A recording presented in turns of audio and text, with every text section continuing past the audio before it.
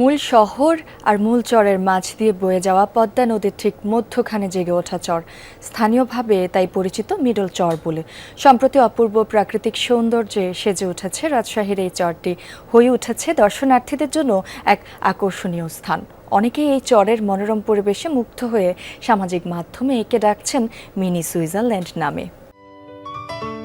Ceylon টি রপ্তানিতে শীর্ষে।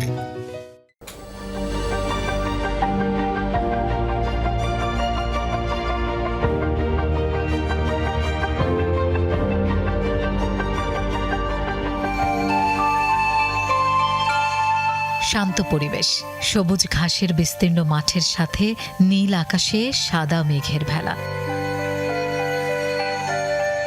পদ্মা নদীর বুক চিরে জেগে ওঠা এই চরের নাম স্থানীয়রা মুখে মুখে দিয়েছেন মিডল চর।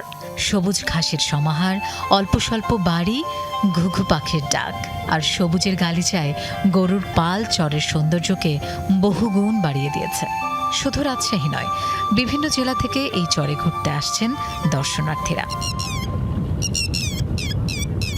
আসলে সুইজারল্যান্ড কি ওইটা দেখি না, বাট সুইজারল্যান্ড থেকে এটা খুবই ভালো জায়গা, আমাদের খুবই ভালো লাগছে, পরিবেশ খুবই ভালো। চারিদিকে শুধু চর চর, অনেক সুন্দর প্রকৃতির সাথে এখানে মিশে যেতে মন চায়। ভিউটা আসলে অনেক সুন্দর লাগছে, এই জন্য আমি আজকে পাবনা থেকে এখানে আসছি এই জায়গাটা দেখার জন্য।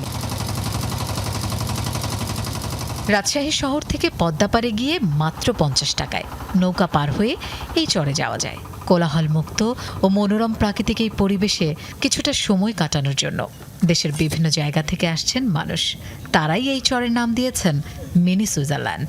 কুইক ট্রিপ বা খুব দ্রুত বা স্বল্প সময়ের মধ্যে ঘুরে আসার জন্য রেকমেন্ডেড। যারা আসবে তারা, আমি মনে করি যে সুইজারল্যান্ডে, তারপর হচ্ছে কাঞ্চনজঙ্ঘা আমরা যে দেখতে যাই, তারা যেরকম যে ফিল্ডটা তারা দেখতে পায়, তারা সেখানে এই ফিল্ডটা দেখতে পাবে। আমরা ভারতের মধ্যে জান্নাত জানি কাশ্মীর হিসাবে, সুইজারল্যান্ড জানি সুন্দর জায়গা হিসাবে, কিন্তু বাংলাদেশের মধ্যে আপনি এই জায়গাটা মনে হয় না পুরো বাংলাদেশে কোথাও আর পাবেন। অপরূপ প্রাকৃতিক সৌন্দর্যের কারণে এই চরে মানুষের উপস্থিতি বেড়েছে। তাই ভরা মৌসুমে নদীতে উত্তাল স্রোতে চলাচলের সময় লাইফ জ্যাকেট ব্যবহার করার জন্য সচেতন হওয়ার তাগিদ দিচ্ছেন চরের বাসিন্দারা। মৌসুমী আহমেদ লোপা, যমুনা নিউজ।